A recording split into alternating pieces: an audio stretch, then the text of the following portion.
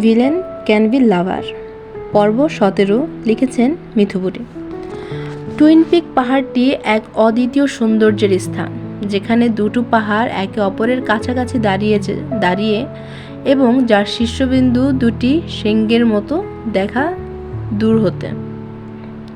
এটি সাধারণত পাহাড়ের চূড়োর দিক থেকে একটি প্রশান্ত এবং বিস্তৃত দৃশ্য উপস্থাপন করে। উপর থেকে দৃশ্যটি অত্যন্ত মুগ্ধকর, যেখানে সারা প্রান্তরে ছড়িয়ে থাকা গাছপালা, নদী বা জলাশয়ের প্রতিফলন এবং দূরের পাহাড় পর্বতগুলোর সমুদ্রের মতো নীলাভ দৃশ্য দেখা যায়। পাহাড়ের শীর্ষ থেকে সূর্যোদয় বা সূর্যাস্তের সময় আকাশের পরিবর্তিত রং এবং পাহাড়ের আবহাওয়ার পরিবর্তন এক অনন্য দৃশ্য তৈরি করে, যা প্রকৃতির প্রেমিকদের জন্য এক অভূতপূর্ব অভিজ্ঞতা। এলিজাবেথ ঝির ধরে পাহাড়ের চূড়ায় দাঁড়িয়ে থেকে সূর্যাস্ত দেখবে। সূর্যাস্ত হতে এখনো প্রায় ঘন্টা 2 সময় লাগবে, তবে মহারানীর হুকুম বলে কথা। যথাযথভাবে রানীর সেবা না করলে যদি রানী মনক্ষুণ্ণ হয়। না বাবা, অজ্ঞত রাজি হয়ে গেল তাকবীর। এলিজাবেথকে দ্বিতীয়বার উচ্চারণ করতে হয়নি। তো একটু হাঁটা যায় গেল কেশি, সন্ধ্যা হতে মেলা দেরি এখনো। এলিজাবেথ মাথার সান হ্যাট ঠিকঠাক করতে করতে তাকবীরের কৃষ্ণ গহ্বরে তাকালো। রোদের উত্তাপে উজ্জ্বল বর্ণের অবয়বে লাল ছাপা দেখা দিয়েছে। দৃষ্টি সীমানার ভেতর কোনো বাড়িঘর নেই, শুধু বড় বড় পাহাড়ের টিলা। ওপর থেকে নিচে তাকালে গলা শুকিয়ে আসে এলিজাবেথের। শুকনো ডোক গিলে দৃষ্টি দিল তাকবীরের ওপর। অতঃপর বলল, নিচের দিক দিয়ে হাঁটি, এদিকটায় ভয় লাগছে। পা পিছলে পড়তে পারলে আমি একদম চাঁদে চলে যাব। ফিক করে হেসে দিল তাকবীর, ওষ্ঠপুটে চঞ্চল প্রাণ খোলা হাসি। এলিজাবেথের কপাল কুঁচকানো দেখে যথাসম্ভব হাসি চেপে নিল তাকবীর, তবুও একেবারে সফল হয়নি। ঠোঁট কামড়ে হাসে, সাথে শরীর ঝাঁকুনি দিচ্ছে অল্প স্বল্প হাসি চেপে রাখার কারণে। চাঁদ উপরে এলো কেশি, নিচে না। জিভ কাটল এলিজাবেথ তাৎক্ষণিক। তড়িঘড়ি করে নিজের ভুল সংশোধন করে নিল, বলল, হ্যাঁ ওইটাই। ঠোঁট কামড়ে ব্রু গুছিয়ে চেয়ে দেখল তাকবীর তার অ্যালোকেশিকে। একটু হেনস্থা করার জন্য আবারও কথার মধ্যে প্যাচ ধরল, বলল, কোনটাই? এলিজাবেথের নিরুদ্বেগ জবাব, একটা হলেই হলো। এমন সব বাচ্চা সুলভ আচরণে আটকা পড়েছিল একত্রিতের এক প্রাপ্তবয়স্ক পুরুষ 16-র এক লাশময় তরুণীর প্রেমে। তাকবীর শুধু চেয়ে দেখে কিভাবে তার ভালোবাসা ক্ষুদ্র ক্ষুদ্র অনুভূতিকে কেন্দ্র করে পাহাড় সমান গড়ে উঠেছে। দিনকে দিন সে তলিয়ে যাচ্ছে অগাধ ভালোবাসার অতলে। তার এই নিগুড় অনুভূতির পেছনে একটাই উদ্যত উদ্দেশ্য, এই মেয়েটাকে ভালো রাখা এবং নিজের পাশে রাখা, এতে নিজেরই ভালো থাকা। রোদের তৎপরতা খুবই বেশি, শরীর থেকে ঘাম চুইয়ে চুইয়ে পড়ছে। এক ফালি বাতাসের উপস্থিতিরও টের পাওয়া যায়। হঠাৎ গলা শুকিয়ে তুমুল কাশি ওঠে এলিজাবেথের। ঝুঁকে 2 হাতে হাঁটুতে ভর দিয়ে কাশতে থাকে। অস্থির হয়ে ওঠে তাকবীর, আলোকেশি ঠিক আছো? চোখ ঝাঁপিয়ে জল গড়িয়ে পড়তে থাকে। এলিজাবেথ হাঁপাতে হাঁপাতে বলল, পানি। তাকবীরের চিন্তিত অবয়বে আদার নেমে আসলো। ঢালু পাহাড়ে গাড়ি নিয়ে আসা সম্ভব নয়। গাড়ি নিচে যাতায়াত সড়কের এক কোণে রেখে এসেছে তাকবীর। দূরত্ব মোটামুটি। এই অবস্থায় এলিজাবেথকে নিয়ে যাওয়া সম্ভব নয়। আশেপাশে কোনো মানব বসতি নেই যে সাহায্যের জন্য যাবে কারোর কাছে। এই খোলা বিস্তৃত পাহাড়ে এখন পানি পাবে কোথায়? ওদিকে ক্রমাগত এলিজাবেথের কাশির তোর বাড়তে থাকে। ধীরে ধীরে তাকবীরের রক্তাভ চেহারায় বর্ণ পরিবর্তন হতে থাকে। দিশাহীন হয়ে এদিক সেদিক তাকাতে থাকলো। হঠাৎ চোখ যায় কিছু দূর দূরেই একটা কাঠের বেঞ্চি রয়েছে। জায়গাটা সমতল। তাকবীর এলিজাবেথকে ধরে বেঞ্চিতে বসালো। ধাতস্থ গলায় আশ্বাস দিল, অ্যালোকেশি পাখি, একটু অপেক্ষা করো আমার জন্য। আমি যাবো আর আসবো, নড়বে না একদম এখান থেকে। টৈটম্বুর চোখে এলিজাবেথ তাকালো তাকবীরের পানে। শ্যামলা মুখে উদ্বিগ্নতা আদার নেমে এসেছে। নীরব মাথা নাড়ল শুধু। তাকবীরও একই ভঙ্গিতে মাথা নাড়িয়ে সড়কের দিকে ছুটল।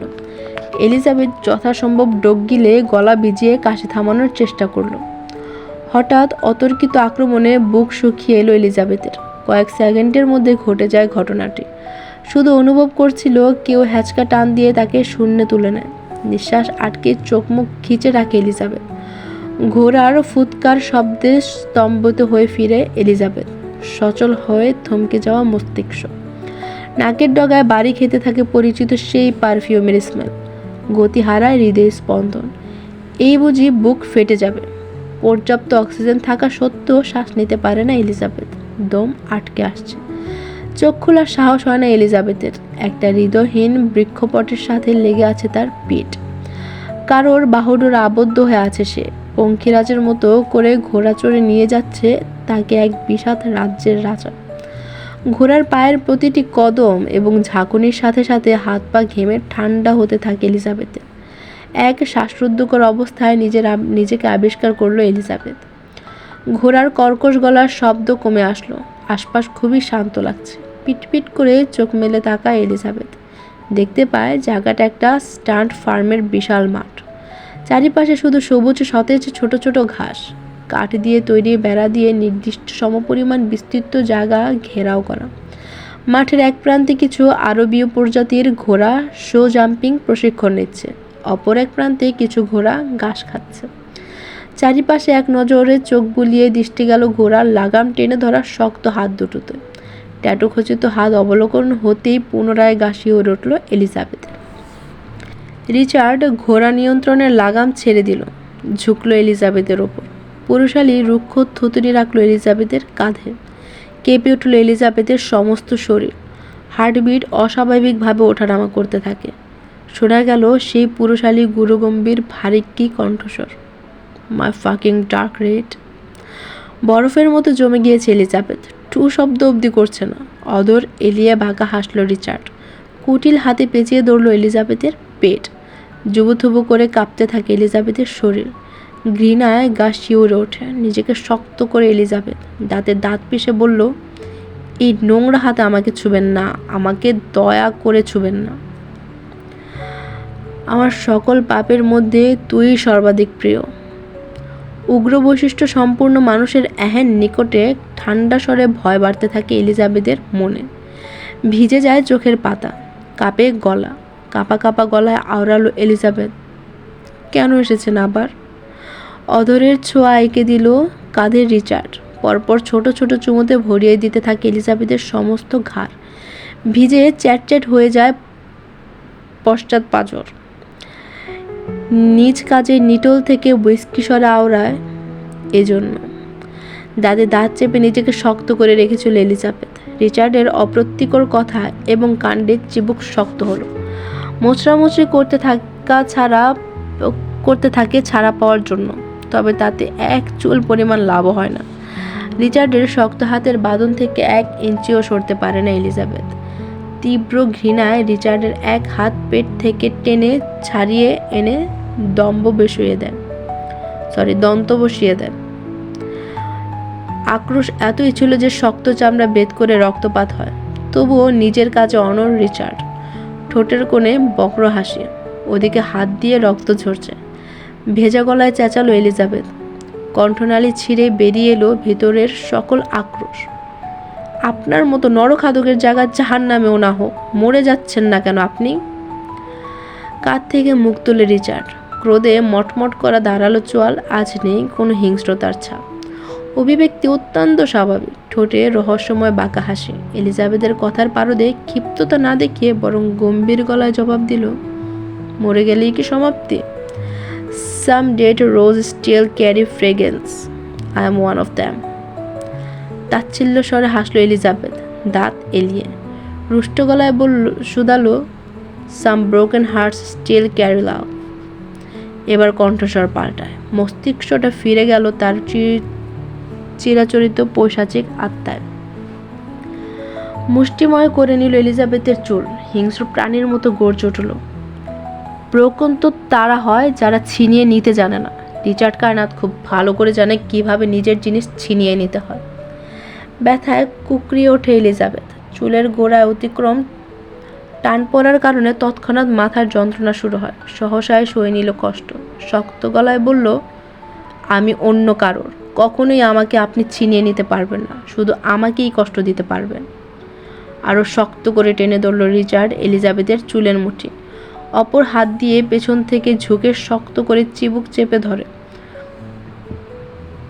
ক্ষুধার্ত সিংহের মতো গর্জে উঠল, বলল, I am not the boy who flirts with you. I am the man who fights for you. কেউ তুলোর মতো নরম হওয়ায় তা পায়ের তলে পিষে চলে যাবে, আবার কেউ 1000 বছর ধরে অক্লান্ত চেষ্টা করে এক মুহূর্তের জন্য তার ছোঁয়া পাওয়ার আশা। আপনার ফেলে রাখা জিনিসটাও কেউ সযত্নে বুকে তুলে নিয়েছে, কারণ প্রকৃতি কখনো শূন্যস্থান সহ্য করে না। সে চায় সব কিছু পূর্ণতা লাভ করুক। ক্রোধ তীর তীর করে বাড়তে থাকে রিচার্ডের। চিবুক রেখে এবার কণ্ঠনালী চেপে ধরল, আগুন বর্জন করল কথায়। চোখে জ্বলছে ক্রোধের অগ্নি। আপনি সম্ভবত ভুলে যেতে চাচ্ছেন কিভাবে হারতে হয়। দম আটকে আসে এলিজাবেথের, তবুও বহু কষ্টতে অস্পষ্ট স্বরে আওড়ায়, কি পা ভেঙে দিবেন? দেন না। পৈশাচিক আত্মার অবয়বে ওষ্ঠপুটে ফুটে উঠল শয়তানি হাসি। পরিবর্তন হয় দৃষ্টি, ছেড়ে দিল কণ্ঠনালী, চুলের মুঠি। আবারও থুতনি রাখলো এলিজাবেথের কাঁধে। ডান হাত দিয়ে বাঁকানো কোমর চেপে ধরে নিজের সাথে মিশিয়ে নিল। অপর হাত ছুটল এলোমেলো পথ ধরে। শব্দ করে উঠল এলিজাবেথ। এবার অট্টহাসিতে ফেটে উঠল রিচার্ড। কানের লতিতে ঠোঁট ছুঁয়ে দিয়ে বলল, আই হোপ ইউ ইট নাও। কাঁদতে থাকে এলিজাবেথ। কর্ণপাত হওয়া কান্নার প্রতিটি শব্দলোপ অপর কান দিয়ে ঝেড়ে সরে আসলো রিচার্ড। এক লাফে নেমে গেল ঘোড়া থেকে, নামিয়ে নিল ক্রন্দনরত এলিজাবেথকে। এতক্ষণে রিচার্ডকে দেখল এলিজাবেথ। রিচার্ডের পরনে হর্স রাইডিং কালো জ্যাকেট, মাথায় রাইডিং হেলমেট এবং পরিশেষে পায়ে রাইডিং বুট, আর বরাবরের মতো শক্ত চোয়াল। দৃষ্টি সরিয়ে ফেলে এলিজাবেথ। বেশিক্ষণ তাকিয়ে থাকতে পারে না ক্রোধে কটমট করতে থাকা ধারালো চিবুকে। ঘৃণায় বিষিয়ে ওঠে মন। যতটা সরল সাজছেন ততটাও নন আপনি, ম্যাম। রিচার্ডের কাছ থেকে তেড়ে আসে অপ্রত্যাশিত অদ্ভুত কথা। এলিজাবেথ উৎসুক হয়ে তাকালো রিচার্ডের চওড়া তমুকে। চোখাচোখি হতেই চোখ মারে রিচার্ড। তার এই কথা বলার পেছনে কোনো উদ্যমই ছিল না। যেটা ছিল সেটা সফল হয়ে গিয়েছে, এলিজাবেথ বুঝল, অথবা এটা বলা হয়েছে। দৃষ্টি নামিয়ে পেছন ঘুরে চলে যেতে নেয়। খপ করে হাত ধরল রিচার্ড। তেড়ে পেছন ফিরে এলিজাবেথ। রিচার্ড কিছু বলতে যাবে তখনই ভেসে আসে পুরুষালী ভারী কণ্ঠস্বর, if you talk to my wife you die. ভয়ে গুটিয়ে গেল এলিজাবেথ। ধ্বংসযজ্ঞের আগাম সংকেত পেয়ে যায়। সৃষ্টিকর্তার কাছে প্রার্থনা করতে থাকে আর কিছু খারাপ না হোক। ভাবনার মধ্যে অপর হাতে টান অনুভব করলো এলিজাবেথ। তাকবীরের শক্ত খসখসে হাতের বাঁধন এলিজাবেথের হাত। রিচার্ড ঠোঁট এলিয়ে হেসে বাঁকা করে তাকালো তাকবীরের দিকে। এলিজাবেথের দুই হাত দুই প্রান্তে দুজন আঁকড়ে ধরে রেখেছে। এলিজাবেথ একবার তাকবীরের কৃষ্ণ গহ্বরে তাকায়, যেখানে এখন নেই কোনো প্রকার হিমশীতল হাওয়া। আগুনের লেলিহান দাও দাও করে জ্বলছে তাকবীরের চোখে। এলিজাবেথ আবার তাকালো রিচার্ডের দিকে। রিচার্ডের সমুদ্র নীল চোখ দুটোতে ঘনীভূত হচ্ছে অগ্নিয়গিরির অগ্নুতপাত। দুজনের মধ্যে কিছুক্ষণ নীরব যুদ্ধ চলল। হঠাৎ ঠোঁট কামড়ে হাসলো রিচার্ড। হেসে ছেড়ে দিল এলিজাবেথের হাত। এলিজাবেথ দ্রুত সরে গিয়ে দাঁড়ায় তাকবীরের নিকট। তাকবীর এলিজাবেথের সামনে দাঁড়িয়ে সম্পূর্ণ আড়াল করে দিল ওকে। অ্যালোকেশি, গাড়ির দিকে বসো। তাকবীরের এহেন বজ্রপাতের মতো গম্ভীর শব্দে চমকালো এলিজাবেথ, তবে আর দাঁড়ায় না এক মুহূর্ত। ফার্মের গেটে তাকবীরের গাড়ি দেখা যায়। এলিজাবেথ দৌড়ে গেল গাড়ির অভিমুখে। তাকবীর তখন পানি নিয়ে এসে এলিজাবেথকে কোথাও খুঁজে না পেয়ে ঘাবড়ে যায়। পাগলের মতো এদিক সেদিক খুঁজতে থাকে। হঠাৎ মাথায় আসে এলিজাবেথের কাছে তো ফোন আছে। তাকবীর দ্রুত এলিজাবেথের লোকেশন চেক করলো। ফার্মটি টুইন পিক পাহাড়ের খুব নিকটে। সঙ্গে সঙ্গে গাড়ি নিয়ে বেরিয়ে পড়ে তাকবীর। রিচার্ড পকেটে হাত ঢুকিয়ে সরাসরি এসে দাঁড়ায় তাকবীরের সামনে টান টান হয়ে। তাকবীর অগ্নিদৃষ্টি নিক্ষেপ করে রাখে রিচার্ডের ওপর। সাপে নেউলে সম্মুখীন হয়, চোখে চোখে সংঘর্ষ। প্রথম বাক্য রিচার্ডের পাশ থেকেই আসে। তাহলে দেখা হয়েই গেল। আমার ওয়াইফের আশেপাশেও যেন না দেখি। রিচার্ডের কথার বিপরীতে তাকবীরের কাট কাট গলা। তুষ্ট হাসে রিচার্ড। 2 কদম এগিয়ে আসলো। ফিসফিসিয়ে বলল, যদি দেখা যায়। তাকবীরের তাৎক্ষণিক বেপরোয়া জবাব, যুদ্ধের ঘোষণা হবে। রিচার্ড নিজের ঠোঁট উপরে ঠেলে বাঁকা হেসে বলল, ওকে, চ্যালেঞ্জ অ্যাকসেপ্টেড। জিভ দিয়ে গালের ভেতর ঘুরিয়ে অদর এলিয়ে হাসলো তাকবীর। তবে সবসময়ের মতো সেই হাসিতে ছিল না অমায়িকতা। রিচার্ডের সদর্পে প্রশ্ন ছুড়ল দাপটে গলায়, আদতেও কি কোনো লাভ হবে? দুটি মন এক হতে চাইলে তাদের আলাদা করার ক্ষমতা কারণ নেই। এলিজাবেথের শয়নে স্বপ্নে শুধু আমিই ছিলাম, আর আমিই থাকবো স্বপ্নেও। কিছুটা হকচকিয়ে যায় তাকবীর, বুঝতে পারে না রিচার্ডের অদ্ভুত কথার মানে।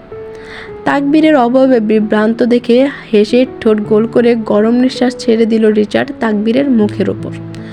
রক্ত চোখে তাকায় তাকবীর। কেঁপে উঠল এক হাত। নিজেকে সংযত করার চেষ্টা করে তাকবীর। রিচার্ডের গলায় স্পষ্ট বিদ্রোহ, শয়নে কিনা জানি না, তবে আমার কাছে থাকা অবস্থায় পর্যাপ্ত ঘুমের অভাবে স্বপ্ন দেখার সুযোগ পাইনি। Cause I don't even let her sleep whole night.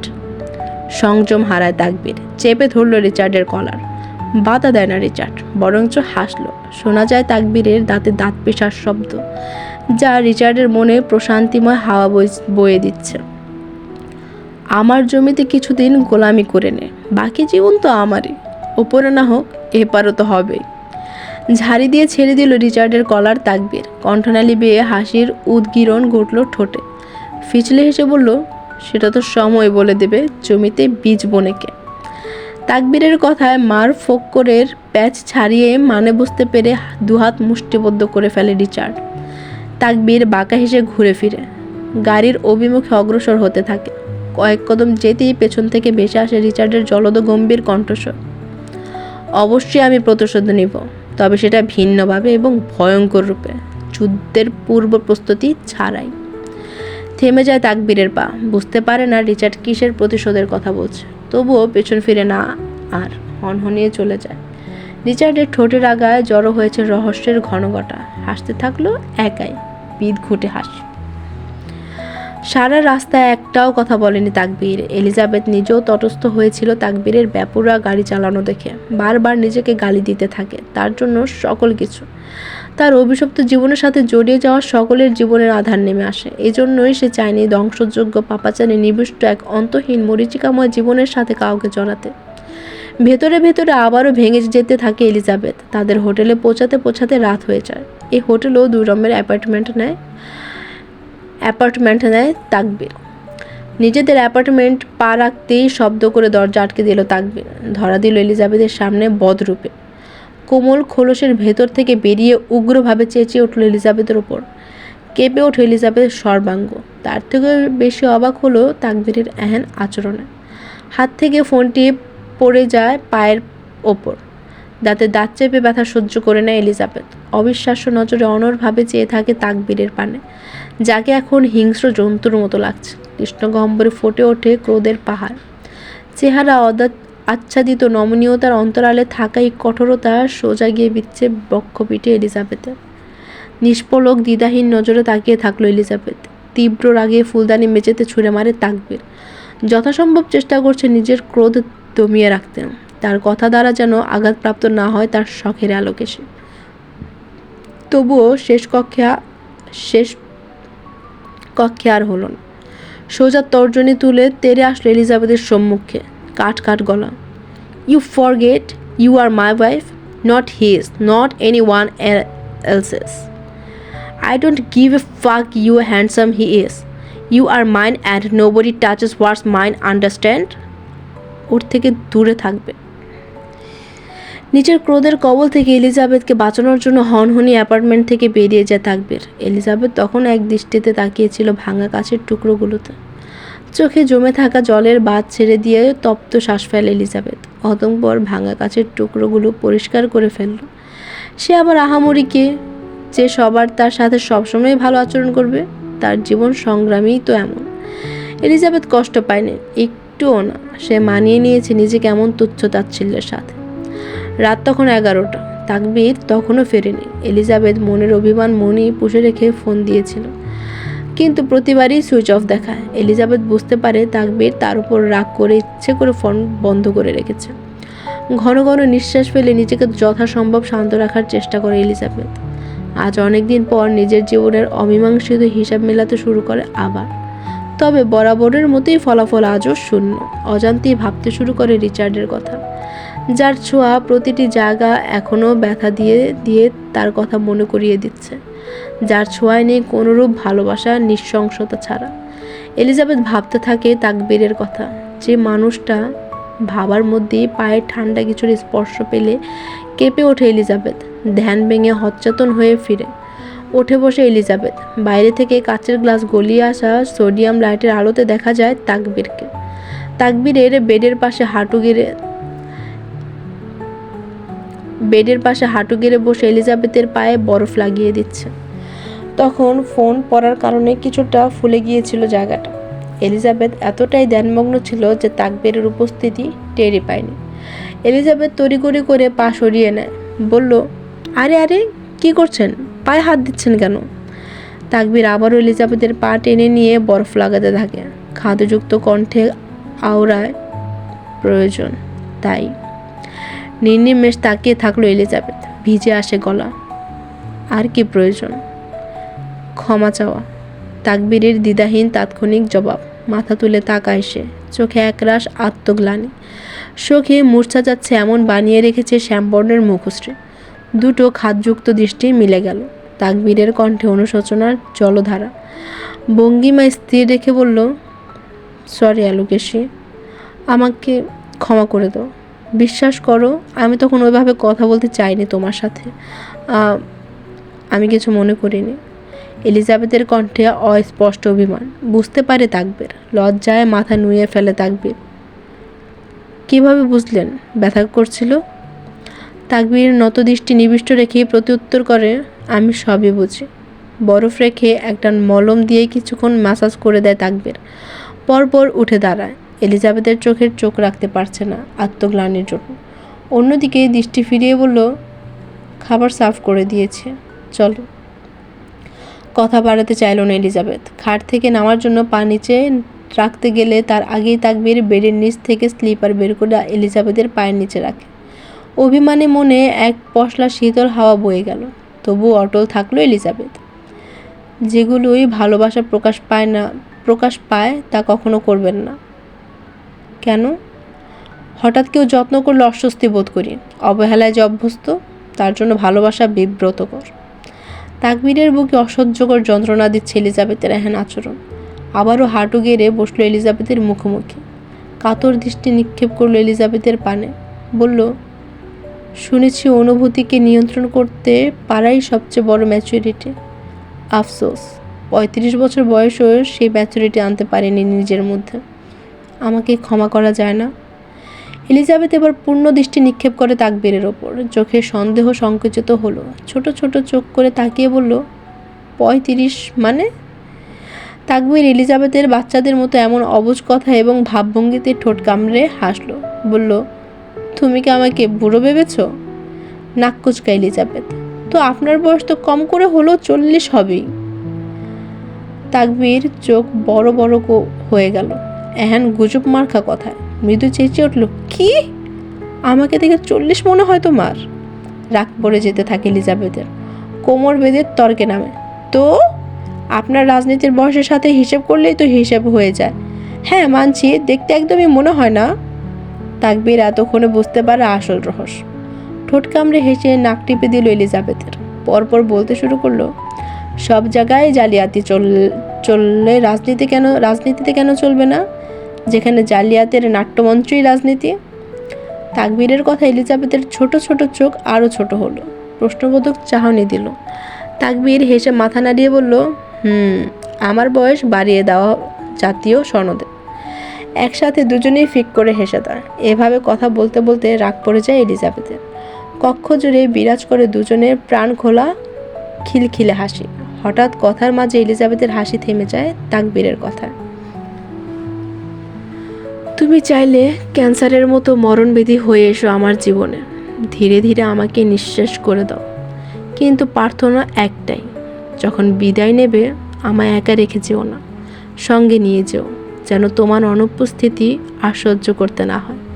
তোমার পাশে থাকাই যদি মৃত্যু হয়, তবে সেই মৃত্যু কি আমি বরণ করে নেবে অ্যালোকেশিয়া? স্তব্ধ হয়ে যায় এলিজাবেথ কিছুক্ষণের জন্য। তাকবীর চলে যায় খাবার রুমে নিয়ে আসার জন্য। এলিজাবেথ বেগতিক দোটানার সাক্ষী। মনে মনে বিড়বিড় করে, এত ভালোবাসেন না ভালো মানুষ, ভেঙে চুরে যাবেন। আজ এই পর্যন্তই। আগামীতে আবার আসবো নতুন আরেকটি সুন্দর এবং রোমাঞ্চকর পর্ব নিয়ে। সবাই ভালো থাকবেন, and please like, share and to subscribe আমার ছোট্ট উপন্যাসী আমি। Thank you.